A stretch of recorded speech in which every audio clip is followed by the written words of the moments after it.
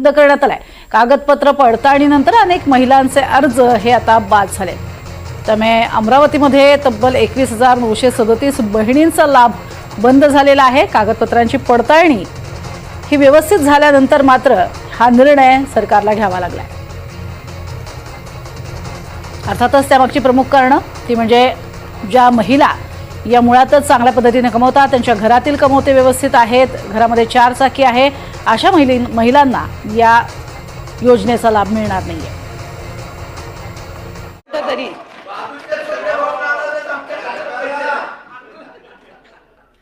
आणि त्यामुळे ज्या वेळेला अशा पद्धतीची योजना घोषित होते त्यावेळेला जवळपास 2.5 कोटीपेक्षा जास्ती महिला या आपण लाभार्थी म्हणून या योजनेसाठी येतील, हे रजिस्ट्रेशन होईल, ही साधारणपणे सुमारे ही विभागाकडे त्या ठिकाणी प्राप्त होती। सन्माननीय सदस्य महोदयांनी सदस्य मी आपल्या माध्यमातून सभापती महोदय सांगू इच्छिते, ऑगस्ट महिन्यामध्ये पहिला लाभ ज्या वेळेला आम्ही वितरित केला त्यावेळेला 1,59,00,000 महिलांना आम्ही तो लाभ वितरित केला। सप्टेंबर महिन्यामध्ये जसं जसं रजिस्ट्रेशन वाढत गेलं तसं जवळपास 2,20,00,000 पेक्षा अधिक महिलांना वितरित केला। ऑक्टोबर महिन्यामध्ये 2,33,00,000 इतक्या महिलांना आपण लाभ वितरित केला आणि नोव्हेंबर मध्ये निवडणुका झाल्यानंतर डिसेंबर महिन्यामध्ये 2,45,00,000 महिलांना आपण लाभ वितरित केला। म्हणजे आपण कुठेही संख्या ही त्या ठिकाणी कमी केलेली नाही आणि त्यामुळे कुठेही आम्ही लाडक्या बहिणींना त्या ठिकाणी इथे त्यांच्यासोबत दुजाभाव किंवा निवडणुकीच्या आधी एक धोरण आणि निवडणुकीच्या नंतर दुसरं अशा पद्धतीचा कुठेही आम्ही दुजाभाव त्या ठिकाणी करत नाही आहोत। खरं तर वास्तविक पाहता महिलांसाठी पहिल्यांदाच त्यांना आर्थिकरित्या सक्षम करणारी ही योजना महायुतीच्या सरकारने आणली आणि कुठे ना कुठेतरी महिलांच्या आयुष्यामध्ये तो आनंद त्या ठिकाणी आणण्याचा प्रयत्न केला। या योजनेची भीती ही विरोधकांनी त्या ठिकाणी घेतली म्हणून जाहीरनाम्यामध्ये 3,000 आम्ही त्यांना देऊ अशा पद्धतीचं आपण त्या ठिकाणी घोषित सुद्धा केलेलं होतं। जाहीरनामा आम्ही त्या ठिकाणी 1500चा लाभ हा ठिकाणी उपलब्ध करून देत असताना राज्यावर किती आर्थिक संकट आले अशी टीका करणारे विरोधक त्यावेळेला 3,000 हे कुठून आणणार होते याचं स्पष्टीकरण मात्र त्यांच्याकडे नव्हतं।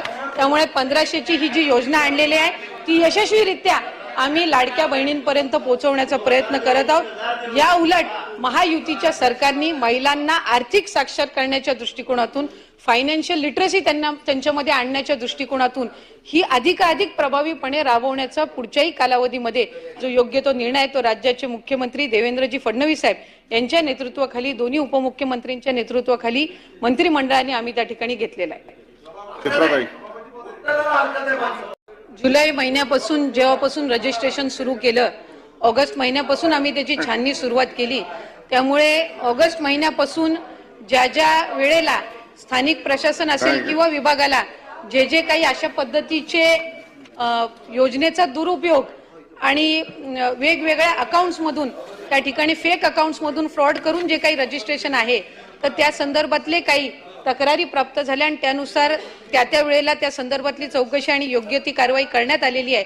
पण त्या संदर्भातली एक्झॅक्ट आकडेवारी मी निश्चितपणाने सभापती महोदय आपल्या परवानगीने पटलावर सन्मान्य सदस्य महोदयांच्या माहितीसाठी ठेवण्यात येईल।